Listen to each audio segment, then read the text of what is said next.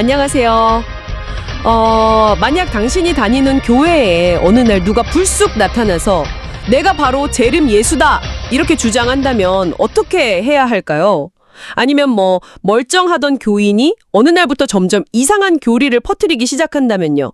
이걸 그냥 아유 신앙의 문제다 하고 넘겨야 할지 아니면 뭔가 법적인 대응이 필요한 건지 좀 헷갈리잖아요. 오늘 저희가 함께 깊게 살펴볼 자료가 바로 이런 복잡한 질문에 대한 답을 찾는 데 도움이 될 겁니다. 소재열 박사님의 교회 이단 대처, 교회법과 실정법이라는 글인데요. 이 글은 그러니까 교회가 외부의 어떤 이단적인 가르침이나 아니면 내부에서 생겨난 문제적 신념에 맞서서요. 스스로를 어떻게 보호할 수 있는지 그 법적인 도구들을 살펴보는 거예요. 마치 우리 몸의 면역체계처럼요. 교회법하고 또 실제 우리 사회의 법, 그러니까 실정법을 어떻게 활용할 수 있는지 그걸 탐구하는 거죠. 오늘 저의 목표는 이 자료를 통해서 교회가 가진 어떤 법적인 방어막, 그 실체랑 작동 원리를 좀 명확하게 이해하는 겁니다. 네, 이 주제가 상당히 흥미로운데요. 왜냐하면 교회라는 게 아시다시피 영적인 공동체잖아요. 그게 본질인데 동시에 우리 사회 속에서는 또 법률적인 관계를 맺고 활동하는 하나의 단체란 말이죠. 이 두 가지 얼굴을 가지고 있다는 점 때문입니다. 이 두 가지 성격이 어떻게 조화를 이루는지 또 때로는 어떻게 충돌하는지 특히 이단 문제 같은 내부 갈등 상황에서요. 어떤 법적인 절차와 원칙이 적용되는지 알아보는 게 이번 탐구의 핵심이라고 할 수 있겠습니다. 좋습니다. 그럼 교회가 가진 이 두 얼굴, 그러니까 신앙 공동체이면서 동시에 법적 단체라는 그 특성부터 한번 시작해보죠. 그리고 누가 진짜 교인인가 이 자격을 관리하는 게 왜 그렇게 중요한지, 또 문제가 생겼을 때 교회의 자체 규칙인 정관이나 법에 따라서 어떻게 해결하는지, 그리고 우리 사회의 법원은 또 이런 교회 내부 문제에 어디까지 개입하는 건지 이런 것들을 차근차근 한번 파헤쳐 보겠습니다. 자, 먼저 교회의 본질적인 성격부터 짚어보죠. 당연히 교회는 신앙을 중심으로 모인 신앙 공동체죠. 자료에서도 나오지만 성경의 근거에서 베드로의 고백 위에 세워졌고 그리스도를 머리로 하는 영적인 공동체. 이게 교회의 가장 근본적인 정체성이고요. 맞습니다. 그게 본질이죠. 하지만 동시에 교회는 이 땅 위에 존재하는 하나의 조직체로서 법적인 성격도 가지는 거죠. 법적으로는 주로 법인 아닌 사단으로 분류가 되는데요. 이게 왜 중요하냐면 교회가 현실 세계에서 어떤 법률 행위를 하려면 이 지위가 꼭 필요하기 때문이에요. 예를 들어서 교회 건물을 사서 등기를 한다거나 교회 이름으로 은행 계좌를 만든다거나 아니면 법적 분쟁이 생겼을 때 소송의 당사자가 되려면요. 법적으로 인정받는 단체여야 하는 거죠. 아, 그러니까 우리가 하나님 이름으로 교회 건물을 등기할 수는 없으니까요. 오교회라는 그 단체 이름으로 등기하고 법률 관계를 맺으려면 법에서 요구하는 그 법인 아닌 사단 요건을 갖춰야 한다는 거군요. 예를 들면 일정한 규칙, 그러니까 정관이 있어야 하고 운영기구, 공동의회 같은 거요. 그리고 대표자, 담임 목사님 같은 분들 이런 걸 갖춰야 한다는 거네요. 마치 개인한테 주민등록 번호가 있듯이 교회도 법률 행위를 위한 일종의 단체 등록 번호 같은 게 필요한 셈이네요. 정확합니다. 이 법인 아닌 사단으로서의 지위가 바로 교회가 재산을 소유하고 관리하고 또 외부와 법률 관계를 맺는 기초가 되는 겁니다. 따라서 교회의 그 신앙 공동체적인 성격하고 또 법적 단체로서의 성격을 함께 이해해야만 교회 운영의 실제 모습이나 문제 해결 방식을 제대로 파악할 수 있는 거죠. 법원도요. 종교의 고유한 영역은 존중하지만 법적인 단체로서 활동하는 부분에 대해서는 일반적인 법 원칙을 적용해서 질서를 유지하려고 하거든요. 그렇군요. 교회의 이중적인 성격. 네, 잘 알겠습니다. 그럼 다음으로 넘어가서요. 교회 안에서 누가 교인인가? 이걸 명확히 하는 게 왜 그렇게 중요하다고 자료에서 강조하는 걸까요?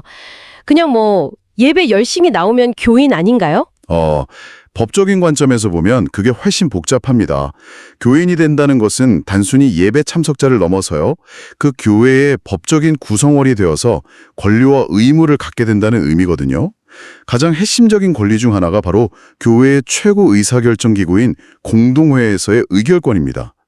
교회의 중요한 사안들 있잖아요. 예를 들어 정관을 바꾼다거나 예산을 승인한다거나 아주 중요한 재산을 처분한다거나 할 때 여기에 직접 참여할 권한이 생기는 거죠. 또 다른 중요한 점은 교회 재산의 성격인데요. 교회 재산은 특정 개인 소유가 아니에요. 교인 전체의 공동 소유, 법률 용어로는 총유, 종유라는 상태에 있습니다. 총유라는 말이 좀 어려울 수 있는데요.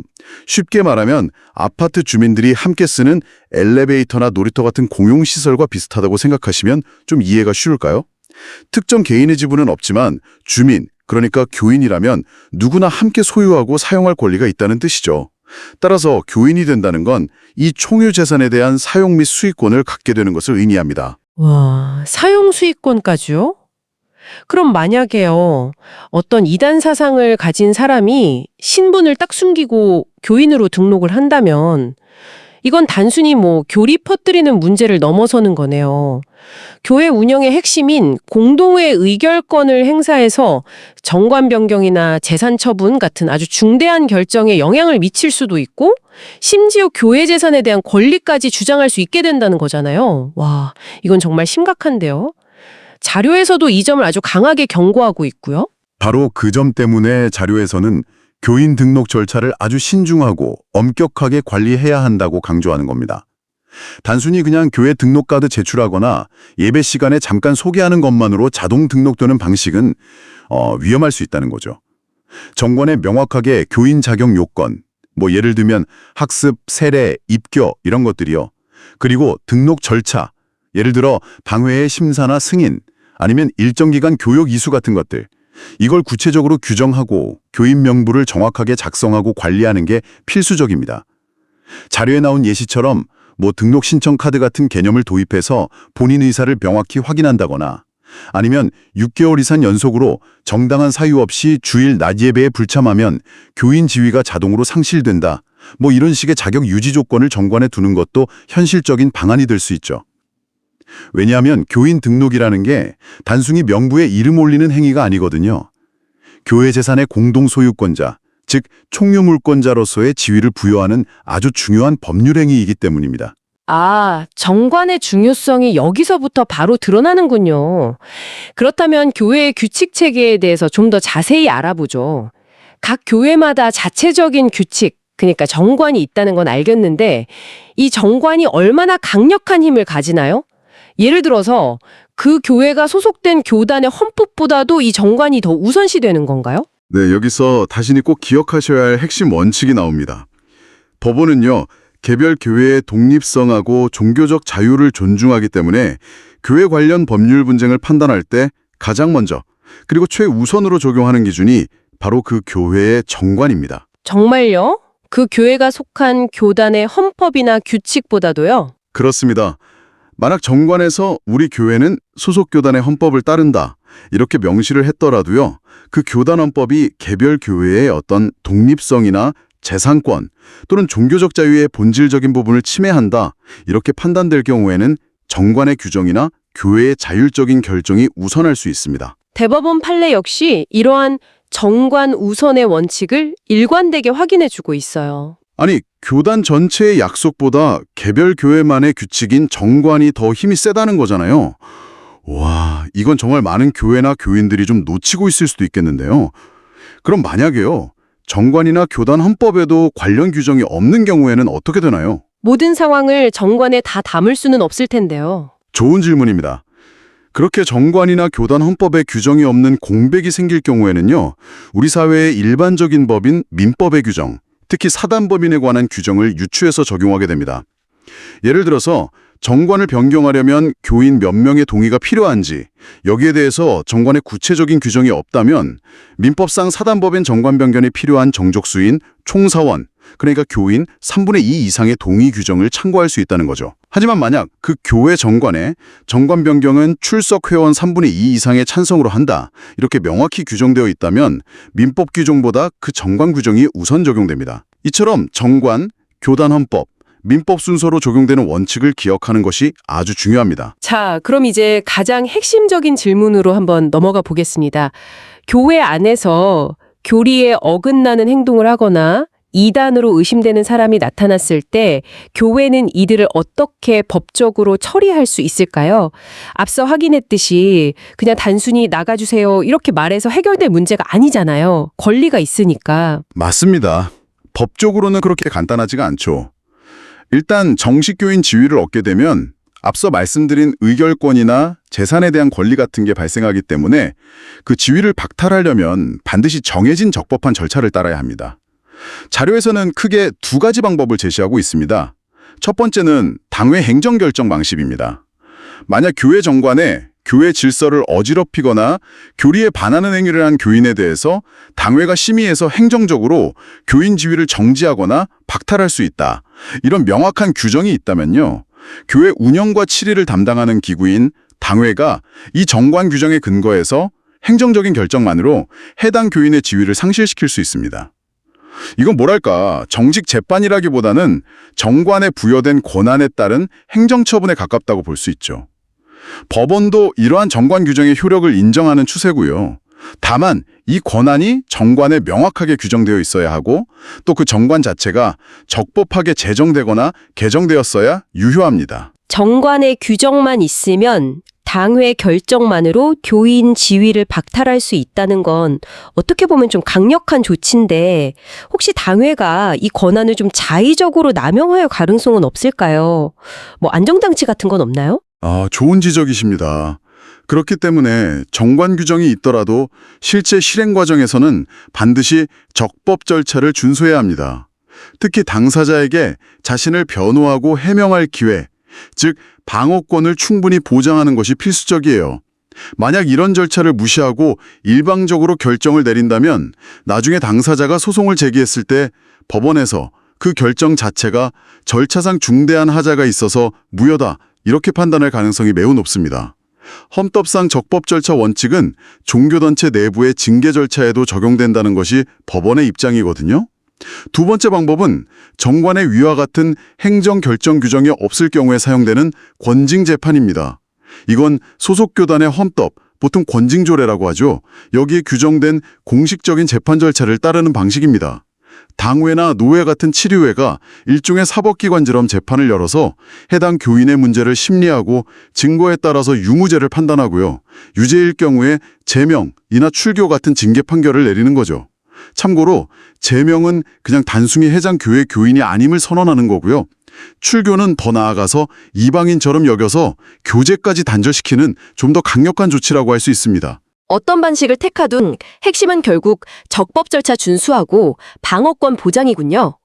소환 통지를 제대로 하고 소명할 기회를 주고 사실관계를 명확히 확인하고 회의록, 그러니까 당회록 같은데 상세히 기록하고 결정문이나 판결문을 작성해서 당사자에게 통보하고 이런 일련의 절차를 아주 꼼꼼하게 지켜야 한다는 거네요. 마치 일반 형사소송에서 절차적 정의가 중요하듯이 교회 내부 절차에서도 공정성이 요구되는군요. 정확합니다. 그리고 또 하나 중요한 점은요. 이렇게 교인 지위가 박탈된 사람이 결정에 불복하고 계속 교회에 출입하려고 할 경우에요. 교회가 법원에 출입 금지 가처분 신청을 할 수 있다는 겁니다. 그런데 이 소송을 제기할 권한이 누구에게 있느냐? 이게 또 문제가 될 수 있습니다. 원칙적으로는 교회 재산을 지키는 보존 행위에 해당하기 때문에 교인 전체의 의사결정, 즉 공동회계 결의가 필요해요. 하지만 이것도 만약 정관이 교회 재산의 보존 행위에 관한 소송 제기는 당회에 위임하며 당회의 결의는 공동의 결의로 간주한다. 이런 취지의 규정이 있다면 당회 결의만으로도 신속하게 법적 조치를 취할 수 있게 되는 거죠. 여기서도 역시 잘 만들어진 정관의 힘이 발휘되는 겁니다. 이렇게 교회 내부적으로 정관이나 권징 재판을 통해서 어떤 결정을 내렸다고 해도 이게 끝이 아닐 수도 있겠죠. 만약 당사자가 이 결정은 부당하다 이러면서 사회법원에 소송을 제기하면 어떻게 될까요? 헌법상 종교의 자유가 보장되는데 과연 법원은 교회 일에 어디까지 관여할 수 있을까요? 아주 중요한 질문이십니다. 법원의 기본 입장은 종교의 자유와 교회의 자율성을 최대한 존중한다는 겁니다. 따라서 교회 내부의 문제, 특히 어떤 교리가 옳고 그른지에 대한 순수한 교리 해석의 문제에 대해서는 법원이 직접 나서서 판단하는 것을 자제합니다. 이걸 사법심사 자제 원칙이라고 하는데요. 법원이 특정 종교의 교리 전문가가 아니니까 판단하기 어렵기도 하고 또 헌법이 보장하는 종교의 자유를 침해할 소지가 있기 때문이죠. 하지만 여기서부터는 법원이 나설 수 있다 하는 선은 분명히 있겠죠. 무조건 교회 자율에만 맡길 수는 없을 테니까요. 네, 맞습니다. 법원이 교회 문제에 개입할 수 있는 경우는 크게 두 가지로 정리할 수 있습니다. 첫째, 분쟁의 핵심이 단순한 교리 논쟁을 넘어서 구체적인 법률상의 권리나 의무에 관한 다툼으로 번졌을 경우입니다.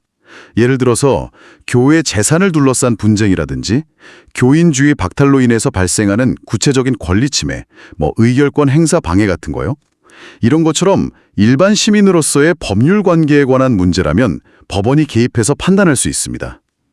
둘째는 교회 내부에서 이루어진 징계나 재판 과정에서 정관이나 교단 헌법에 명시된 절차를 아주 심각하게 위반했을 경우입니다. 앞서 계속 강조했던 것처럼 당사자에게 방어권을 전혀 보장하지 않았다거나 소환 절차 없이 징계했다거나 하는 식의 중대한 절차적 하자가 발견되면 법원은 그 징계 결정의 효력 자체를 무효로 만들 수 있습니다. 교리 내용은 판단하지 않더라도 절차의 공정성은 따져보겠다는 것이죠. 여기서 자료에 소개된 흥미로운 판례가 하나 있었죠. 한 교단, 피고이, 다른 교단 소속 목사, 원고의 주장에 이단성이 있다면서 연구 결과를 담은 책자를 만들어서 배포했다는 사건인데요. 원고 목사는 자신의 명예가 훼손되었다고 소송을 제기했죠. 하지만 법원은 이것이 종교적인 비판의 영역에 속하고 피고 교단이 자신들의 교리를 보호하고 신자들을 지키려는 목적에서 행한 것이므로 표현이 다소 거칠거나 과장된 부분이 있더라도 위법하다고 보긴 어렵다, 이렇게 판단했습니다. 그러니까 종교적인 목적을 가진 비판이나 논쟁에 대해서는 표현의 자유를 상당히 폭넓게 인정한 사례라고 할 수 있습니다. 들어보니 결국 교회 내 이단 문제나 여러 분쟁에 효과적으로 대처하고 또 교회의 자율성을 지키기 위해서는요, 잘 만들어진 교회 정관이 정말 핵심적인 방패 역할을 하는군요. 마치 성을 외부의 침입으로부터 지키는 그런 견고한 상벽 같다는 생각이 듭니다. 맞습니다. 오늘 논의된 거의 모든 지점에서 정관의 중요성이 부각되었죠. 교인 자격의 취득과 상실 조건, 이단이나 교리 위반자에 대한 처리 절차, 행정결정으로 할지 권징재판으로 할지 명시하는 것, 당회의 권한 범위, 특히 재산보존 행위와 관련된 소송 제기 권한 위임 여부 같은 것들, 이런 것들을 정관에 명확하고 구체적으로 규정해 두는 것이 분쟁을 예방하고 만약 분쟁이 발생하더라도 교회가 주도권을 가지고 효과적으로 대처하는데 아주 결정적인 역할을 합니다. 정관은 교회의 작은 헌법이자 독립성과 종교적 자유를 지키는 가장 중요한 법적 방패인 셈이죠. 자료 마지막 부분에 인용된 칼뱅의 제자 테오도르 베자의 말이 아주 인상 깊었어요. 사탄은 교회의 기초가 되는 교리를 뒤엎으려 하기보다는 그보다 더 쉬운 교회 정치, 그러니까 운영 방식을 뒤엎기를 희망한다. 이게 오늘날 이단 문제의 양상과도 정확히 연결되는 것 같아요. 그렇죠. 요즘 이단들은 대놓고 삼위일체나 성경의 권위를 부정하기보다는 교회 운영상의 어떤 허점이나 재정 문제, 아니면 리더십의 불법적인 행위 같은 것들, 이런 걸 교묘하게 파고들어서 문제를 제기하고 이걸 통해서 교인들을 선동하고 교회를 분열시켜서 혼란에 빠뜨리는 방식으로 침투하는 경우가 많잖아요. 정확한 지적이십니다. 이단 대처가 단순히 교리 논쟁이나 신학적인 반박에만 국한되는 것이 아니라 교회의 법적, 행정적 질서를 얼마나 잘 정비하고 투명하게 운영하며 지켜나가느냐의 문제와도 직결된다는 점을 시사합니다. 자료에서도 지적하듯이 이단 세력은 종종 교회의 사소한 불법이나 절차적인 문제를 빌미 삼아서 자신들의 활동 명분을 쌓거나 교회를 공격하는 수단으로 활용하거든요. 따라서 역설적으로 교회 스스로가 정관과 교회법은 물론이고 우리 사회의 실정법을 잘 준수하는 것이 이단 세력의 공격을 막아내는 중요한 방어 전략이 될 수 있습니다. 오늘 소재열 박사님의 글을 바탕으로 교회와 법, 그리고 이단 대처라는 다소 무겁지만 정말 중요한 주제에 대해 깊이 파고들어 봤는데요. 교회가 단순히 영적인 공동체일 뿐만 아니라 법적인 실체로서 이중적인 성격을 지닌다는 점, 그리고 그 때문에 교인 자격 관리가 법적으로 아주 중요하다는 사실을 명확히 알게 되었습니다. 무엇보다 교회의 독립성과 질서를 지키는 핵심적인 방패는 바로 잘 만들어진 정관이라는 것을 다시 한번 깨닫게 되었네요. 네, 그리고 문제가 발생했을 때 정관과 교단 헌법에 명시된 적법 절차, 특히 당사자의 방어권 보장이 얼마나 중요한지, 또 우리 사회의 법원이 어떤 기준과 한계 내에서 교회 내부 문제에 개입하는지에 대한 법리도 흥미로운 부분이었습니다. 특히 그 이단 연구자료 배포에 대한 법원의 판례는 종교적 비판과 표현의 자유의 경계에 대해서 다시 한번 생각해보게 만드는 중요한 지점이었죠. 혹시 이 내용을 들으시면서 당신 교회 정과는 어떻게 되어 있는지 궁금해지지 않으셨나요? 한번 확인해 보시는 것도 좋겠습니다. 오늘 이야기를 쭉 따라오면서 마지막으로 이런 질문이 떠오릅니다. 교회의 순수성과 공동체의 안정을 지키기 위해서 이렇게 법적, 절차적 방어 체계를 꼼꼼하게 갖추는 것은 분명 필수적이겠죠. 하지만 혹시 이러한 법적 대응과 절차의 엄격함에 너무 치중하다 보면 교회가 본래 가져야 할 중요한 가치들 있잖아요. 예를 들어 포용성이나 사랑, 용서, 회개와 같은 그런 정신과 혹시 충돌할 우려는 없을까요?